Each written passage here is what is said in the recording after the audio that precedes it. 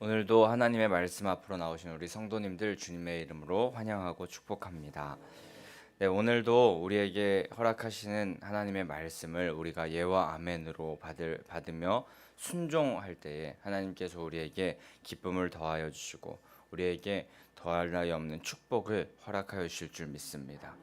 죄와 사망의 일들은 우리가 해야 할 일이 아님을 우리가 다시 한번 기억하면서 말씀대로 살기를 결단하는, 그래서 주님의 기쁨이 되는 우리 모두가 되어야 할 줄 믿습니다. 네, 오늘은 이제 다니엘 5장의 말씀을 함께 보게 됩니다. 다니엘 5장부터는 이제 바벨론의 왕이 느부갓네살 왕에서 벨사살 왕으로 바뀌어서 그 이야기가 진행됨을 우리가 보게 됩니다.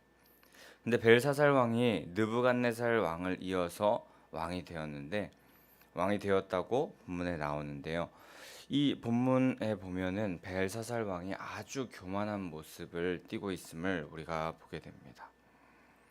5장 1절에 보면은 귀족 1000명을 불러서 큰 잔치를 베푸는데, 뭐 잔치만 하게 된다면 그렇게 문제가 되지 않을 것 같기도 하지만, 그 잔치 안에서 보면 2절 말씀에 보면 예루살렘 성전에서 탈취하여서 가지고 왔던 금, 은 그릇을 가져오라고 하면서 거기에 술을 따라 마시면서 이제 하나님을 모독하는 행위를 하는 것입니다. 역사적으로 보면은 지금 이 바벨론 나라가 메데 바사 연합에게 이미 포위된 상황인데, 그럼에도 불구하고 그 바벨론 그런 상황 가운데서 느부갓네살의 첫 번째 꿈이었던 그 금 그리고 은, 동, 그 신상과 관련된 그 꿈이 그대로 이루어지는 그런 상황이다라고 하는 많은 사람들의 소문이 있었다고 합니다. 근데 이 소문을 무마시키기 위해서 지금 그, 그 꿈을 주었던 하나님, 그 이스라엘의 신 하나님, 그 하나님의 성전에 있던 그릇에서 술을 마시면서 하나님의 뜻은 다 거짓된 것이다 라고 그렇게 말하면서, 또 우리 바벨론 신이 더 강하다라고 하면서 사람이 만든 우상을 높이고 찬양하면서 오히려 하나님을 모독하면서 그런 잔치를 벌이고 있었던 것입니다. 하지만 이런 하나님 앞에서 하나님을 업신여기고 하나님을 모독하는, 또 하나님 앞에서 자기가 더 높은 양, 하나님의 보좌에 자기가 앉은 양 하는 이런 벨사살의 모습을 보고 하나님은 그 많은 사람들이 모인 그곳 앞에서 석회벽이 하나 있었던 것 같은데요. 거기서 손가락을 나타내시더니 거기서 글씨를 쓰게 하시고, 이에 벨사살 왕과 그 귀족들이 그 모습을 보고 놀라서 얼굴빛이 변하였다라고 9절에 이렇게 말씀하고 계십니다. 이에 이 글자를 해석할 사람은 아무도 없었지만 이 왕후 중에 다니엘을 생각하게 하시고 다니엘을 등장시키게 하십니다. 그래서 번민하는 왕 앞에 하나님의 뜻을 들려줄 다니엘이 등장하게 되고요. 그래서 다니엘이 오늘 이후에 보면은 그 글씨를 해석하게 되는 모습을 보게 되는데, 우리는 하나님을 대적하거나 모독하는 이 벨사살 왕과 같은 모습을 띄어서는 안 될 것이며, 우리는 그런 세상 속에서 다니엘과 같이 하나님을 모욕하고 또 하나님을 업신여기는 그런 세상 앞에서 하나님의 뜻을 밝히 보이는 다니엘과 같은 사람이 되어야 할 줄 믿습니다. 결국에 오늘 본문에서 다니엘은 벨사살 왕에게 이 모든 일의 원인과 또 석회벽에 쓰인 글자에 대해서 해석해 주게 됩니다. 그런데 어제 큐티 본문인 5장 16절 말씀에 보면 벨사살 왕이 그의 글을 해석해 준다면은 자주색 옷을 입히며 금 사슬을 목에 걸어주며 나라의 셋째 통치자로 삼아주겠다라고 이렇게 말하면서 이 글자를 해석해 달라고 말합니다. 당시로서는 굉장히 파격적인 제안이었고 아주 후한 상급, 예물, 그리고 나라의 큰 권위, 그 자리를 주겠다고 말하면서 그것을 제시하면서 해석을 부탁하고 있는 것입니다. 그런데 이제 오늘 말씀에 보면은 17절 말씀에 보면 다니엘이 그 왕의 예물, 왕의 호의 이런 것은 다 필요 없습니다 라고 단호하게 말하는 모습으로 오늘 본문이 시작됩니다.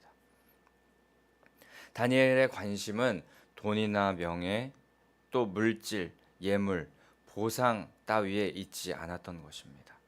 그리고 다니엘이 이후의 말을 이제 시작하게 되는데요. 18절부터 23절까지 이 글자를 해석하기 위해서 다니엘을 불렀지만 글자의 해석을 바로 말하지 않고요. 이 번민하게 되는 글자를 주신 이유에 대해서 먼저 길게 이야기를 하는데 18절부터 23절까지 이렇게 왕의 그 마음을 시원케 해줄 글자 해석을 먼저 해주지 않고 번민하는 글자를 주신 하나님의 그 뜻, 이유에 대해서 길게 말하는 것으로 보아도 다니엘의 관심은 그 글자만 해석하는 것이나 또 예물을 받고 자기가 이 글을 해석함으로 무언가를 얻게 되는 그런 것에 있지 않았음을 우리가 알게 됩니다. 다니엘은 그저 담대히 하나님의 심정을 가지고 하나님의 뜻을 전하는 것에만 관심이 있었음을 알게 됩니다. 왕 앞에서 그렇기 때문에 하나님의 뜻을 전해야 되기 때문에 담대히 말할 수 있는 것이고 또 이 지금 말을 하면서 바벨론 지금 나라는 잘못된 길로 가고 있다라는 것을 말하는 것은 어떻게 보면 왕의 심기를 건드릴 수도 있어서 화를 입을 수도 있겠지만 그것에 두려워하지 않고 세상의 또 부귀영화나 보화, 보상 이런 것에 집중하기보다 하나님의 이름을 높이는 것에 집중하고 하나님의 심정, 하나님의 뜻을 전하는 것에 집중하는 모습을 보이고 있었던 것이 바로 다니엘의 모습인 것입니다. 우리도 이 다니엘의 모습을 보면서 우리의 관심이 세상의 것, 또 땅의 것에 집중되어 있었다면 우리의 눈을 들어 하늘의 것, 하나님 나라의 것, 그리고 또 영원한 것으로 우리의 초점을 바꾸어야 할 줄 믿습니다. 세상의 것, 세상의 권세에 두려워하고 욕심내면서 부러워하는 것이 아니라 또 그것을 가지기 위해서 안간힘을 쓰는 것이 아니라 하늘의 것으로 우리의 초점이 맞춰야 할 텐데 우리가 계속하여서 세상의 것에 그 초점이 맞춰져서 그것을 가지기 위해 안간힘을 쓴다면 우리는 하늘의 초점에서 점점 멀어지게 될 것입니다. 우리의 시선은 영원한 것에서 한계가 있는 것으로 세상의 것으로 초점이 옮겨지게 될 것입니다. 그렇기 때문에 오늘 우리는 다니엘처럼 하나님을 경외하고 하나님을 두려워하며 하나님의 심정을 가진 자, 하나님의 말을 가진 자, 또 말을 전하는 자 되기를 결단하여서 하늘에 초점을 두고 살아가는 자 되어야 할 줄 믿습니다. 오늘 우리는 땅의 것이 아닌 하늘의 것에 정신이 팔린 그런 사람 되어야 할 줄 믿습니다. 그렇게 하늘의 것, 하나님의 심정, 하나님의 뜻에 관심이 있었던 이 다니엘은 왕의 상급은 필요 없습니다 라고 그렇게 말하면서 해석을 말하겠다라고 말한 후에 해석 이전에 벨사살의 잘못된 모습이 왜 이렇게 일어나고 있는지에 대해서 23절까지 하나님의 뜻을 읊습니다. 근데 보통 왕 앞에 이렇게 한마디 한마디가 조심스러운데 말씀드렸다시피 다니엘은 해석을 하기 이전에 18절부터 23절까지 어떻게 보면은 동문서답 같은 이야기를 하는 것 같습니다. 하지만 이 말은 반드시 벨사살이 들어야 할 말이었고요. 또 바벨론 역사상 가장 위대한 왕이었던 느부갓네살 왕이 현재 멸망 직전에 처한 이 벨사살 왕과 어떻게 보면 비슷한 상황 가운데 있었었던 그 사실을 전하면서 지금 하나님 앞에 더욱더 겸손해져야 할 그럴 상황이다라고 말하면서 그와 그 느부갓네살 왕과 벨사살 왕을 대조시켜가면서 그 하나님의 뜻을 전하고 있었던 것입니다. 18절부터 이제 벨사살의 생각과는 다른 하나님의 뜻이 어디 있는지를 하나님의 마음이 어디 있는지를 말하면서 그 말을 전하고 있는데 지극히 높으신 하나님이 느부갓네살 왕에게 나라와 큰 권세와 영광과 위엄을 주셨습니다 라고 말을 시작합니다. 이는 지금 강력한 바벨론, 지금 그 큰 그 메데 바사 연합군이 그들을 공격한다 할지라도 우리는 끄떡없다고 생각하는 그런 바벨론의 강력한 역사 그 역사는 하나님의 뜻, 하나님의 권세, 하나님의 그 영광, 위엄이 아니면 할 수 없는 것임을 말하고 있는 것인데, 또한 그 강력한 역사를 이뤄낸 느부갓네살도 대단한 업적을 이뤄냈다고 생각하지만, 자신의 선왕 그 느부갓네살이 대단한 바벨론 나라를 이루었다고 생각하지만, 그것 또한 하나님께서 주신 것이며, 또 이것은 어찌 보면 믿지 않는 사람 입장에서는 선왕을 무시하고 자신의 나라를 무시하는 발언이라고 생각될 수 있지만, 다니엘은 진리를 선포하고 있었고, 또 벨사살 왕의 권세도 하나님의 허락이 있어야만 유지될 수 있음을 선포하고 말하고 있었던 것입니다. 그러면서 이제 그 이후에 한 사건을 이야기하고 있는데요. 다니엘 4장에 나오는 내용입니다. 바로 느부갓네살 왕의 두 번째 꿈과, 그리고 그 느부갓네살 왕이 어떻게 그 두 번째 꿈 이후에 그 삶을 살았는지에 대한 내용인데, 느부갓네살이 미련하게 하나님 앞에서 그분의 뜻을 대항할 정도로 거만해졌었습니다. 우리 어제 주일에 설교를 들었듯이 지붕에 올라가서 계속 올라가서 위에서 아래를 바라보는 인생이 되었었던 것입니다. 다니엘의 충고를 받고도 그 꿈 해석을 듣고도 회개할 줄 모르면서 살았던 그 느부갓네살을 이야기하는데, 아무리 큰 권세와 또 위대한 권위를 가지고 있는 자라 할지라도 듣지 않는 그 자기 주장과 고집, 아집으로 똘똘 뭉친 이 느부갓네살, 그리고 또 벨사살 왕의 모습을 이 이야기를 통해 보여주면서, 결국에 느부갓네살 왕은 신하들의 반란도 아니었고 또 나라가 휘청휘청하는 것도 아니었지만, 진정한 주인이신 하나님을 업신여겨서 그 즉시 하나님의 뜻대로 패한 바 되었었고, 절대 주권자이신 하나님을 인정하지 않아서 왕위를 잃었었던 사실을 이야기합니다. 그리고 21절에 보게 되면은 그 다니엘 4장에서 느부갓네살이 짐승과 같이 7대를 지난 이야기를 또 하게 되고요. 마음이 들짐승과 같이 되었었고, 소처럼 풀을 뜯고 이슬에 젖혀지는 그런 비참하고 그런 우둔한 인생을 살았었음을, 그런 이야기를 다시 한번 이야기해 줍니다. 그런데 그렇게 강력했던 왕이라 생각했던, 세계의 패권을 차지했었던 그런 왕이 비참한 위치로 떨어진 이유, 그것은 마음에 하나님을 두지 않고 절대 주권이 하나님께 있음을 인정하지 않고, 이 땅의 통치권이 하나님께 있음을 인정하지 않은 데서부터 시작되었었던 것입니다. 겸손히 하나님을 인정하지 않고 완악하고 패역한 마음으로 자기의 힘과 능력만 믿고 자신의 뜻대로 나라를 세울 수 있을 것이라 믿었기 때문에 하나님께서는 그를 패하셨던 것입니다.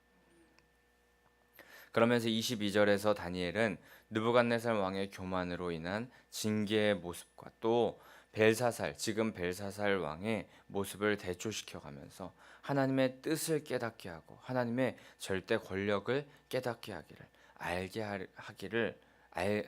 알기를 원하는 마음으로 말씀을 전하고 있습니다. 느부갓네살 왕은 최고 권력과 번영을 누렸지만 결국에 하나님의 징계를 받았었고, 결국에 하나님의 그 징계를 받고 나서 말씀을 인정하고 겸손히 주권을 인정하고 회개하였을 때 다시금 왕자를 되찾았었는데, 벨사살 왕도 그의 후손이면서 그 모습을 다 봤으면서 그 전례를 알았으면서도 다니엘이 말하는데도 불구하고 교만한 태도를 버리지 않았고 하나님을 능멸하는 그런 모습을 보이는, 이런 모습, 이스라엘의 하나님이 어떤 분인지를 역사를 통하여서, 선왕을 통하여서 목격하였는데도 불구하고 하나님의 주권을 인정하기보다는 거부하면서 의도적으로 하나님 앞에 하나님의 뜻을 거부하고 거역하는 그런 모습, 또 돌이키지 않는 모습을 보이는 이 벨사살 왕을 느부갓네살 왕과 대조시키면서 이야기하고 있고, 또 이렇게 역사를 알매도 불구하고 계속하여서 돌이키지 않던 벨사살 왕의 죄는 느부갓네살 왕의 죄보다 훨씬 더 무거움을 이야기하고 있었던 것입니다. 그리고는 22절 하반절에서부터 23절까지의 말씀을 보면 아직도 마음을 낮추지 아니하고 도리어 자신을 하늘의 주제보다 높였던 그 벨사살을 보시고 하나님께서는 진노하셔서 손가락을, 그 1000명이 모였던 그 연회장에서 손가락을 보이시고 벽에 글씨를 쓰셨다. 벽에 글씨를 쓰신 이유가 바로 이런 내용이다라고 그렇게 다니엘은 말하고 있는 것입니다. 이를 통해 우리는 다시 한번 깨닫게 되는 것은 역사는 참으로 중요한 것 같습니다.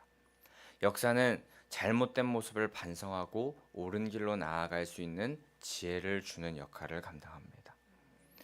우리나라도 그 36년간 일제강점기를 겪었는데, 만약에 그때 역사를 우리가 잊는다면, 그렇게 되었던 역사를 우리가 잊는다면 동일한 역사가 반복될지 그것은 알 수 없는 일입니다. 또한 1997년 우리나라는 외환 위기를 겪으면서 IMF의 구제 금융을 요청한 역사가 있습니다.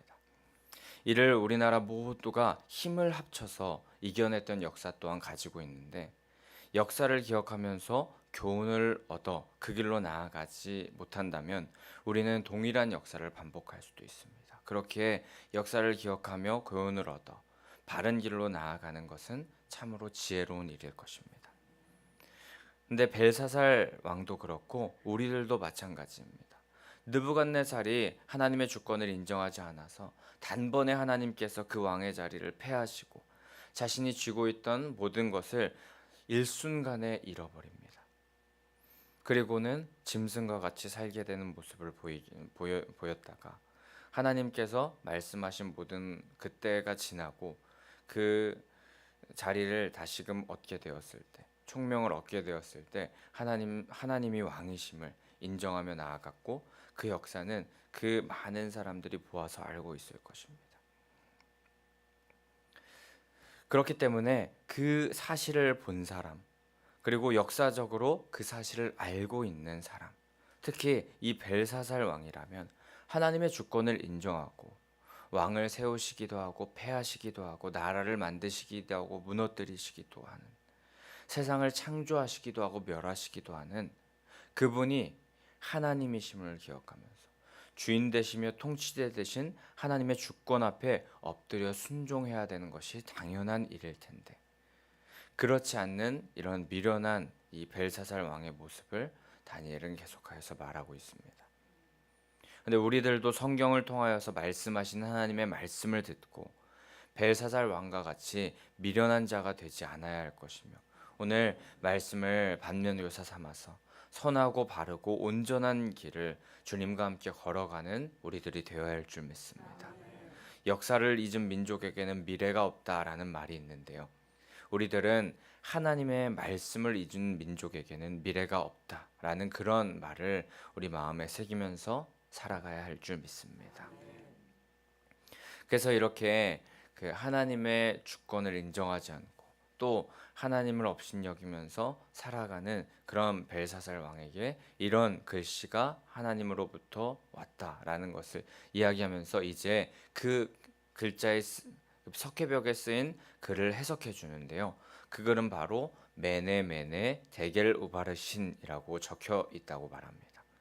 세상의 지혜자는 알 수도 없고 깨달을 수도 없었지만 다니엘은 성령의 조명하심에 따라서 그 글을 하나하나 읽고 해석해 주게 되는데, 26절에 메네라는 단어를 해석할 때 다니엘은 하나님이 이미 왕의 나라의 시대를 세워서 그것을 끝나게 하셨다라고 해석하였고요, 27절에 보면 데겔이라는 뜻은 왕을 저울에 달아보니 부족함이 보였다라고 그렇게 해석합니다. 또 28절에 베레스라는 단어를 해석하는데, 이것은 우바르신의 복수형이기 때문에 우바르신을 해석한 거나 동일한 건데요, 왕의 나라가 나뉘어서 메대와 바사 사람에게 준바되었다라고 28절에 다니엘이 해석합니다. 근데 이는 다니엘이 왕이 하나님의 뜻을 확실히 알아들을 수 있도록 하나님께서 주신 마음을 합하여서 이 그 단어의 뜻을 조금 의역한 것으로 볼 수 있는데요. 단어의 뜻을 다시 한번 살펴보자면 메네라는 뜻의 그 단어의 뜻은 계산된 셈하여진이라는 뜻을 가지고 있다고 합니다. 또 데겔이라는 단어는 저울, 또 저울에 다는 행위를 데겔이라고 하였다고 하고요. 또 우바르신이라는 단어의 뜻은 쪼개지다, 찢어지다라는 그런 의미를 가지고 있는데요. 이 단어의 뜻만을 합쳐보자면 세어보고 계산하여 저울에 달았고 결국에 쪼개지고 찢어진다라는 그런 말이 됩니다. 그래서 결국에 단어의 본뜻과 또 다니엘이 이 말의 뜻을 해석한 것을 합쳐서 조금 길게 해석을 해보자면은 메네메네 데겔 우바르시는 하나님께서 매우 신중하게 그 벨사살 왕을 저울에 달아보고 세어보시고 또 세어보셨다. 계속하여서 용서해 주실 수 있는지 세어보셨지만 계산하고 셈하여 보았지만 결국엔 그 왕은 부족했다. 결국에 하나님의 뜻을 온전히 따르지 못하였고 하나님의 심판을 받게 될 것이고 그 나라를 쪼개고 찢어서 메대와 바사에게 주시기로 결정하였다라는 그런 의미가 되는 것입니다. 그리고 그 하나님의 뜻은 그날 밤에 그대로 이루어집니다. 다니엘에게 약속한 자주색 옷과 금사슬 목걸이와 셋째 통치자로서의 권위를 주었고 다니엘이 그것을 그 이후에 보면은 그것을 받은 것 같지만 그것을 받았던 이유도 어차피 하루 만에 막을 내릴 그럴 제국이었기 때문에 그걸 그냥 받았던 것입니다. 결국에 말씀대로 하나님께서는 벨사살을 그 하나님의 뜻대로 살지 못했던 벨사살은 죽임을 당하였고 메대 사람 다리오 왕이 나라를 얻게 됩니다. 이를 통하여서 하나님 없이는 단 하루도 살아갈 수 없음을, 하나님 없이는 단 하루도 그 인생이 연명될 수 없음을 증명하는 말씀이 이 말씀, 바로 그날 밤에 갈대아 왕 벨사살이 죽임을 당하였고 라는 말씀으로 우리는 하나님 없이는 하루도 살아갈 수 없다는 그 말씀이 증명되는 그런 말씀이기도 한 것입니다. 우리도 반드시 말씀을 보면서 기억하길 원합니다. 하나님 없이는 우리는 아무것도 아닙니다. 하나님 없이는 우리는 한순간도 살지 못합니다. 그렇기 때문에 우리가 고백해야 할 것은 오직 주님이 필요합니다. 오직 주님 한 분이면 충분합니다. 주님만으로 우리는 만족합니다. 주님만 있으시면 우리는 불가능이 없습니다. 이렇게 고백하는 우리의 인생 되어야 할 줄 믿습니다.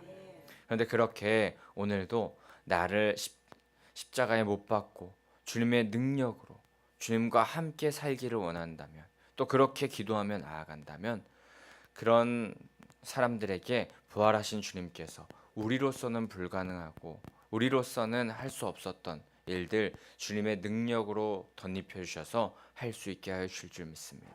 우리 항상 주님의 절대 주권을 인정하며 따르기를 결단하여서 벨사살 왕과 같이 교만한 인생, 하나님 앞에서 하나님을 업신여기면서 하나님과 반대로 살아가는, 또 위의 것을 바라봐야 되는데 자꾸 땅의 것을 또 내 마음대로 하려고 하는 그런 모습을 바라보는 그런 삶 살지 마시고 주님의 능력으로, 순종의 능력으로, 말씀대로 살아가는 능력으로 매일매일 승리하며 살아가는 성도님들 되시기를 간절히 소망하고 축복합니다. 그럼 우리 이 시간에 함께 288장 예수님만이 우리의 주인 되시고 구주 되심을 고백하면서 그렇게 살아가서